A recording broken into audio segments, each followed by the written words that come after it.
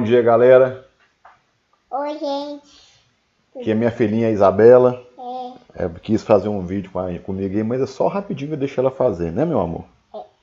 Então, pessoal, ela vai pra lá agora. Dá tchau pro pessoal. Tchau, Vai lá, pessoal. fecha a porta pro papai. Tá. Tchau, meu amor. Pessoal, bom dia. Vamos para mais uma aula aí de projeto de sistemas. Eu falei na última aula, né, sobre as visões, né, que a gente tem do software, né, que é a disciplina também. Vou falar agora sobre um negócio muito interessante, que são os componentes. Eu não sou arquitetura, né? São os componentes do software. Primeiro a gente vai falar sobre entender um pouco, né, da sistemática aí dos componentes que envolvem, né, o desenvolvimento de um software, né, como que isso tá formado, tá? E depois a gente vai estudar um pouco sobre arquitetura. Lógico que eu vou depois, na hora de ter algo lá na hora da prática em programação orientada a objetos, eu vou usar uma dessas arquiteturas, mas a gente já até usa uma delas, a gente já usou alguma delas já em sala de aula. Vocês vão perceber isso quando eu for falar com vocês. Mas para a gente poder entender alguns conceitos aí antes de entrar realmente na área de engenharia de software. Então vamos lá. O software pode ser visto tanto do ponto de vista dinâmico quanto estático. Estático quer dizer o quê? Né? São as variáveis, são os dados, as funções, procedimentos, né? Ou como é que fala? Os métodos de uma classe, as próprias classes, né? Os módulos, né? Os pacotes e assim por diante. Que dependem de cada linguagem, né? E como são implementados isso aí. Tá?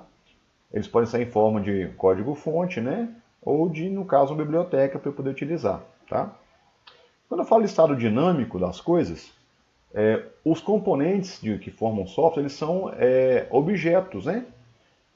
São processos, são dados, são coisas realmente que vão fazer movimentar aquela estrutura estática que nós criamos anteriormente. Tá?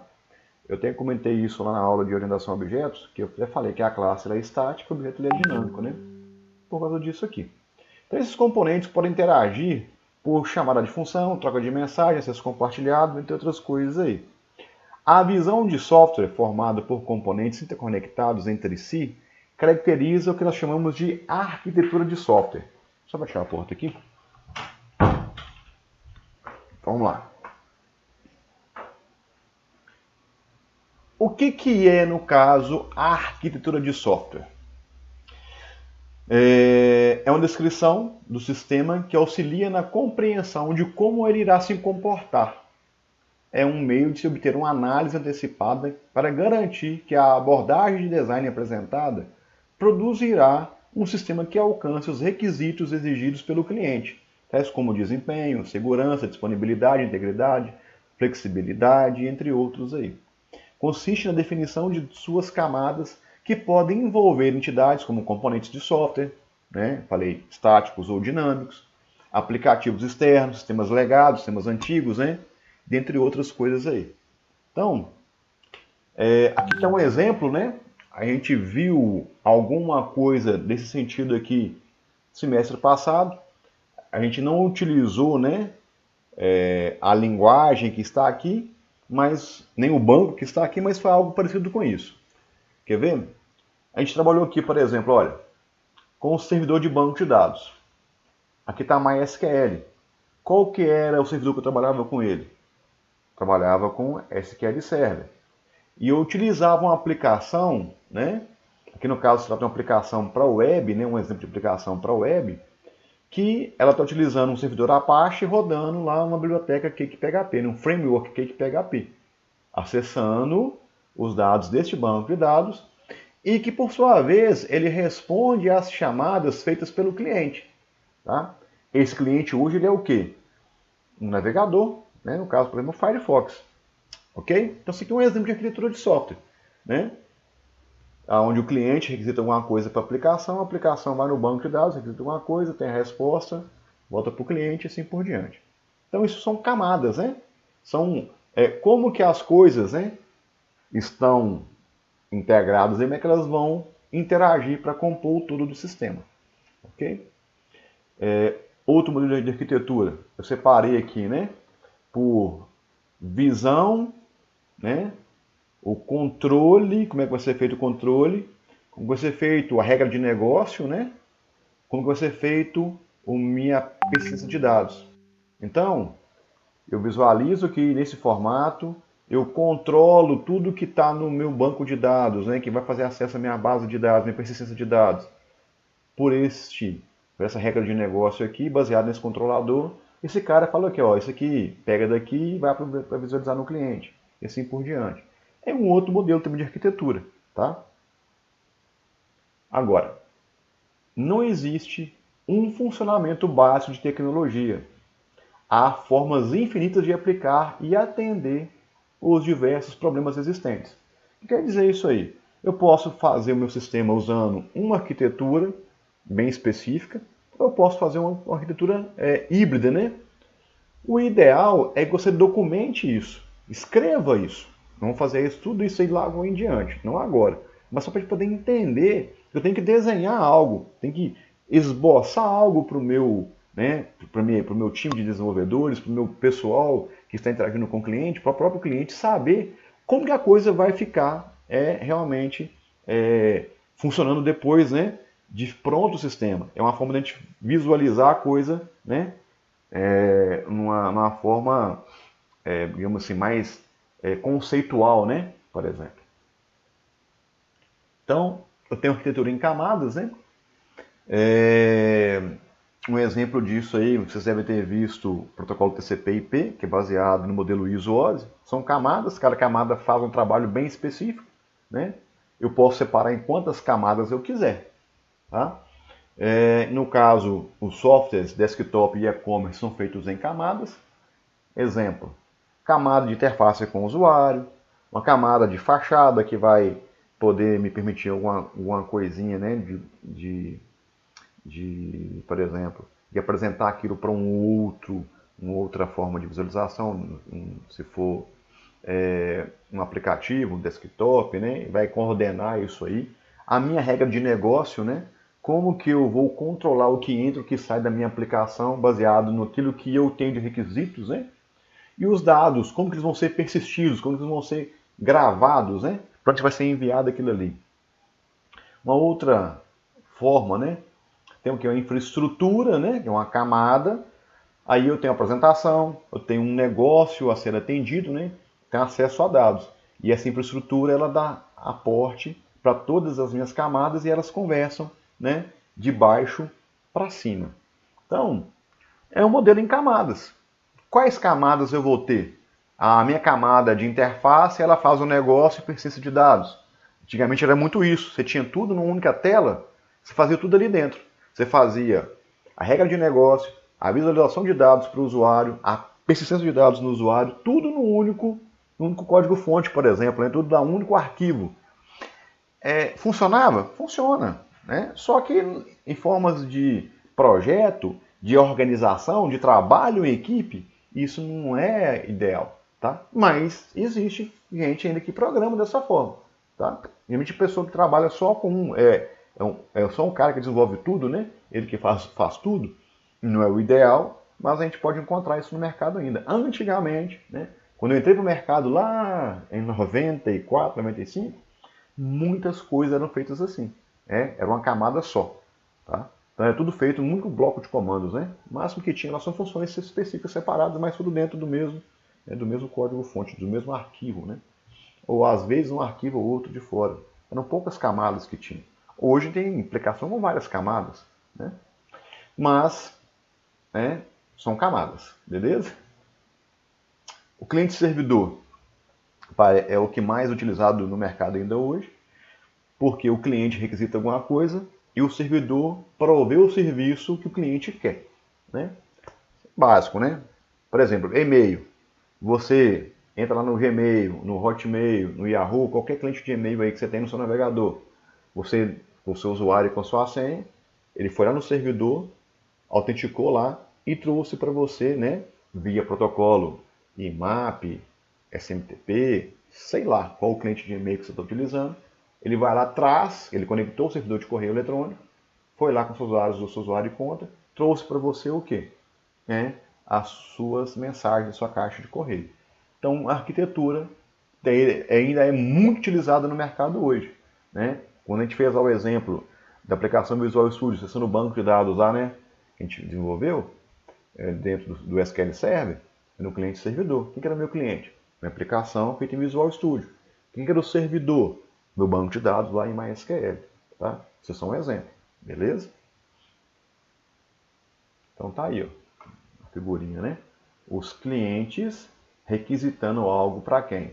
Para o servidor. No nosso caso lá da sala de aula, né? Por exemplo, muitos lojistas de Patinga, né, da região aqui do Brasil afora, do mundo afora aí, que são pequenos lojistas, digamos assim, né?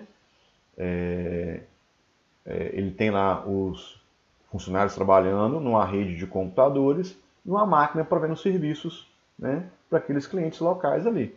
Ou também pode ser feito o quê? Os meus clientes estarem interconectados via internet, acessando um servidor. Beleza? Isso também pode acontecer, tá? Não é nada de extraordinário você ter um cliente servidor rodando na internet, não, tá? Então, um ambiente, né, uma rede LAN, uma rede local, ou numa rede WAN, a rede, né, MAN, não tem essas coisas não. O negócio é que você está como cliente acessando serviços de um servidor. MVC. Cara, esse aqui a gente vai fazer prática disso. Creio que o Ramon também deve dar para vocês práticas de MVC. É um modelo que hoje, se não for um dos mais utilizados, está entre os mais utilizados aí. O que esse cara faz? É um modelo em camadas, mas ele é bem específico na definição de cada camada. Onde eu tenho uma camada para modelo, para visão e para controle. Por exemplo, vamos lá. O que seria, no caso, o view ou visão? Tá? Essa visão aqui, o que ela faz? Essa visão ela só é a interface e vai para o usuário. Não quero saber se ela é desktop, se ela é aplicativo, se ela é mobile, não importa. É uma visão. Eu vou desenvolver, lógico que eu vou ter um controlador, né, um controle que vai interceptar a requisição, né, do usuário, né? Ou seja, é um modelo em camadas que ainda assim trabalha por cima de um cliente servidor. Porque eu tenho que hospedar minha página, né, ou meu sistema num servidor, e o servidor vai prover acesso ao cliente. Olha a minha coisa híbrida, não falei no começo? Não tem um modelo específico. Eu posso ter, por exemplo, o modelo MVC em cima do modelo cliente-servidor, que é o tradicional. Ok? Então, meu cliente ele requisita alguma coisa lá na minha página de internet, ou no telefone dele, o controller recebe aquela requisição, ele intercepta. Opa, veio de um mobile, veio de um desktop, veio da web. Então ele vem, carrega para mim a view para aquele cara. Aí o cara, com a view na frente dele, ele faz um cadastro, faz um login, o que ele faz? Ele manda de novo para o controller vai na model, autentica ou grava o dado, né? E retorna para o controller chamar a view específica para poder fazer aquela resposta para ele. Isso aqui, né? Request. O que é o request? É o cliente requisitando alguma coisa lá do browser, né? Lá da máquina dele, né? do caso aqui do PC dele. O controller recebeu a requisição. O que ele fez? Olha, só quer abrir? Então chama a view, né? Joga a view na tela. Um HTML, um XML, um JSON, sei lá. Joga a view na tela. Jogou a view na tela, o cara interage com aquela view, ele requisita algo de novo para a minha aplicação. Ela volta para o controller. O que foi requisitado, ou que foi enviado para cá, era para gravar algum dado, para buscar algum dado? Então ele vai aonde? Na parte de model, que é a parte de banco de dados, né? Ele vai e grava ou busca dados que forem necessários. Devolve para a view poder responder para o nosso cliente. Então a MVC basicamente funciona assim. Eu vou deixar parar por aqui o MVC, eu vou explicar isso lá na parte prática. A gente vai fazer prática disso aqui, tá galera? Não esquenta a cabeça não. Muito legal isso aqui. E arquitetura de microserviços. Cara, isso aqui também tem muito. Eu acho que hoje, né, os chamados web services aí, né, servidores, né, de aplicação, cara, é um negócio muito interessante. Ele permite múltiplos serviços, né, em uma estrutura modular. Permite escalabilidade, interdependência de módulos. Por exemplo, ao invés de utilizar, no caso, o MVC ou em camadas, eu vou utilizar o quê? Vou utilizar aqui ó, uma API, né, no meu servidor. E quando eu tenho o mobile, por exemplo, né, o meu aplicativo, ele vai chamar o quê? A API própria para ele. Quando eu estou na web, a API própria para o website.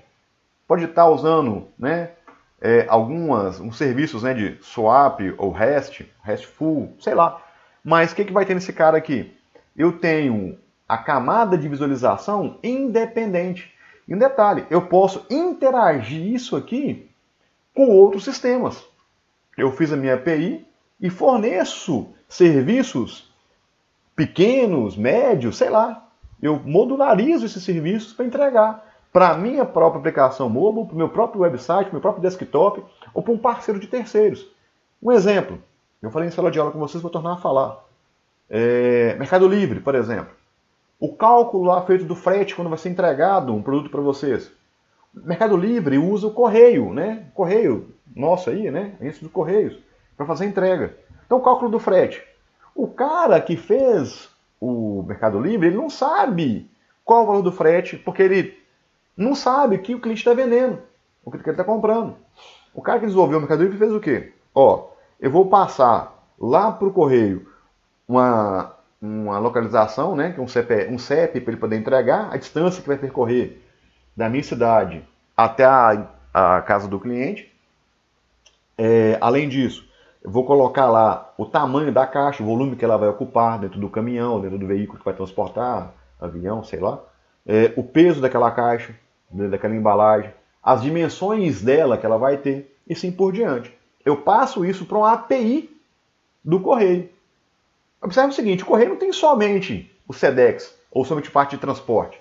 Ele tem N outras atividades, né? A parte de correspondência que eu vou na agência do correio lá e posto uma carta, ou eu mesmo posto a minha encomenda para poder enviar para um parente meu, para um amigo meu, para outra pessoa, né? Ou para um cliente meu, né? Eu faço venda, por exemplo, pelo WhatsApp, ou vendo pelo Instagram, pelo Facebook, e vou entregar para o cara, põe no correio e entrego para ele. Então o correio não vive só de atender o Mercado Livre. Ele tem o uso dele do dia a dia. Então, para modularizar isso aí, o que o cara fez? Fez, né, microserviços via API. Muito legal esse tipo de aplicação. E também creio que vocês vão ver isso com o Ramon. Tá? Se não ver com o Ramon, a gente dá uma pincelada nisso aí, faz uma aplicaçãozinha lá em ou PHP, o próprio C Sharp, que faça essas respostas aí, né? Usando os padrões REST, o padrão SOAP. No caso, hoje o padrão seria o padrão RESTful, REST, né? Mas é muito legal isso aí. Beleza? Então, galera, por hoje não, né? Por agora, vou parar por aqui. Vou fazer uma outra aula, mandar para vocês sobre nós somos atrasados na disciplina, sobre a parte de engenharia de software, o ciclo de vida, né, do processo de software. Beleza? Fica com Deus aí, Deus abençoe vocês. Até a próxima.